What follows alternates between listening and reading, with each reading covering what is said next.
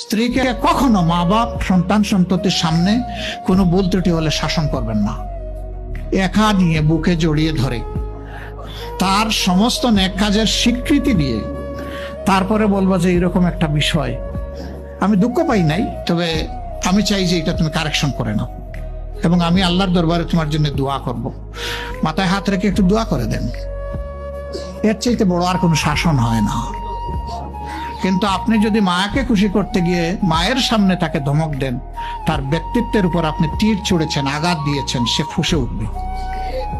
সে বলবে সব উজাড় করে তোমার এই সংসারে দিলাম, আজকে তুমিই না আমাকে এইভাবে বেইজ্জত করলে। সে মানুষ তো, তার মানবিক রিয়াকশন হবে। কাজ করবো না আমরা কেউ।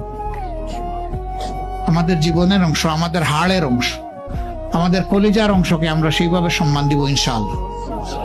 আমরা ভালোবাসবো সে আমার স্ত্রী, আমরা শ্রদ্ধা করবো সে আমার সন্তানের মা।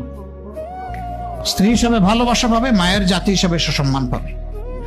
এই দুইটা ব্যালেন্স করে যদি আমরা চলি, বর হবে জান্নাতের টুকরা ইনশাআল্লাহ।